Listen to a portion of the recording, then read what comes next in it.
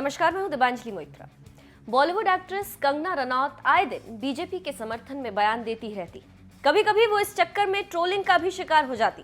ऐसे वक्त में जब देश कोरोना वायरस जैसी महामारी से जूझ रहा है, जिसके लिए लोग मोदी सरकार की आलोचना कर रहे हैं, दूसरी तरफ कंगना लगातार सरकार का बचाव कर अपने लिए प्रॉब्लम खड़ी कर रही।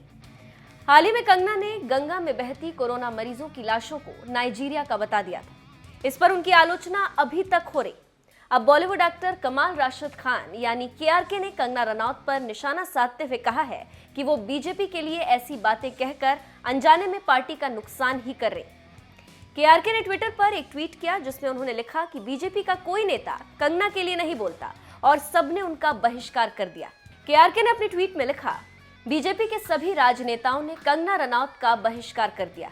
कोई भी बीजेपी का नेता उनके बारे में बात नहीं करता, ना ही उन्हें जवाब देता है, क्योंकि अनजाने में वो बीजेपी को बर्बाद कर रहे। वो सांसद बनने के लिए बेताब हैं, क्योंकि वो जानती हैं कि बॉलीवुड में उनका करियर 100% गारंटी के साथ खत्म हो गया। तो देखा आपने, केआरके ने कंगना का मजाक उड़ाकर उनसे सीधा सीधा पंगा ले लिया। वैसे ये पहली बार नहीं है जब कंगना पर केआरके ने इस तरह तंज कसा। इससे पहले भी वो कई बार कंगना की आलोचना कर चुके। बता दें कि ट्विटर अकाउंट सस्पेंड होने के बाद कंगना इंस्टाग्राम पर ज्यादा एक्टिव हो गई। हाल ही में उन्होंने एक वीडियो पोस्ट किया था जिसमें वो गंगा में बहती कोरोना मरीजों की लाशों को नाइजीरिया का बता रही थी।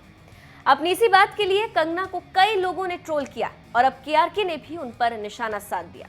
खैर, अब कंगना रनौत कमाल आर खान के ट्वीट पर किस तरह रिएक्ट करती हैं, देखना वाकई दिलचस्प होगा। वही चलिए जाते जाते दिखाते हैं आपको कंगना का वो वीडियो जिसके चलते वो लगातार ट्रोल हो रही। और दोस्तों, हम देख रहे हैं कि दुनिया बहुत सारी चीजों से जूझ रही है, चाहे वो कोरोना हो या देश आपस में लड़ रहे हो। मुझे लगता है कि अच्छे वक्त में संयम नहीं खोना चाहिए और बुरे वक्त में हिम्मत नहीं खोनी चाहिए। तो हमें क्या सीख मिल रही है, हम क्या सीख पा रहे हैं? अब तक इजराइल का एग्जाम्पल ले लीजिए।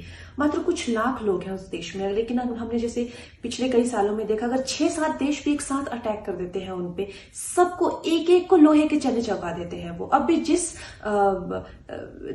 कॉम्पिटेंस से वो टेररिज्म का मुकाबला कर रहे हैं, पूरी दुनिया के लिए एग्जाम्पल बन के रह गया है। ऐसा क्या है उस देश में? सबसे पहले तो कोई ऑपोजिशन वहां भी है, खड़े होकर ये नहीं कह रही युद्ध के बीच में कि कहा तुमने स्ट्राइक की, हम तो नहीं मानते, उनका कौन से लीडर को मार दिया आतंकियों के, हम तो नहीं मानते। इस तरह की गंदगी कोई वहां नहीं डाल रहा है। ये हम लोगों को देखना चाहिए और इससे सीखना चाहिए।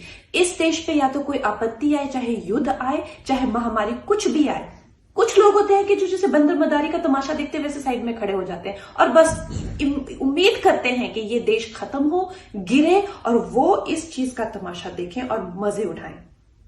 अब जैसे हमने कोरोना काल में ही देखा, एक एल्डरली लेडी सड़क पे बैठी, ऑक्सीजन, उस पूरे अंतर्राष्ट्रीय स्तर पे उस इमेज को भुनाया गया और पता चला वो इमेज कोरोना काल की है भी नहीं। अभी कल पता चला कि एक जो तस्वीरें हैं जहां गंगा में लाशें तैर रही हैं वो वायरल हो रही हैं, लेकिन वो पता चल रहा है तस्वीरें नाइजीरिया की है। ये सब यहाँ के लोग हमारी पीठ में छुरा, यहाँ के, वो किसी जाति या धर्म विशेष के नहीं है। वो कैरेक्टर हर जगह पाए जाते हैं। तो क्यों हम भारतीयों में घुसपैठियों को मिलाकर ऑलमोस्ट 150 करोड़ हो चुके हैं, फिर भी बहुत कम लोग काम किए? ऐसा क्यों है? क्या हमें कुछ करना नहीं चाहिए? इसके लिए कुछ स्टेप्स नहीं लेने चाहिए क्या? मैं भारत सरकार से विनती करती हूँ कि प्लीज इजराइल की तरह आर्मी में सर्व करना हर एक स्टूडेंट के लिए कंपलसरी कर दीजिए। हम भी करना चाहते हैं, हम भी करेंगे। और सबसे बड़ी बात तो है, जिन जिन किताबों में, जिस जिस धर्म की किताबों में ऐसा लिखा हुआ है कि उस धर्म के ही लोग तुम्हारे अपने हैं, वही इंसान है, बाकी गाजर मूलियां हैं, उसको निकालिए उन किताबों में से। चाहे आप हिंदू हैं, मुसलमान हैं, जैन हैं, सिख हैं, ईसाई, कुछ भी हैं आप लोगों के लिए सर्वोपरि धर्म होना चाहिए भारतीयता का। हमारा आपका जो संबंध है इस देश के नागरिक होने का, वो सर्वोपरि होना चाहिए। इंसानियत का नाता सर्वोपरि होना चाहिए। किसी किताब में ये लिखी हुई बात के आपके लिए कोई मायने नहीं रखते हैं, बस एक दूसरे का जो धर्म एक ही धर्म का होता है वही मान, वो बात झूठ है, उसको मत मानिए आप। हम भारतीय एक दूसरे के लिए मायने रखते हैं और हम साथ में जब आगे बढ़ेंगे तब हमारा देश आगे बढ़ेगा, तभी हम सब आगे बढ़ सकते हैं। जय हिंद।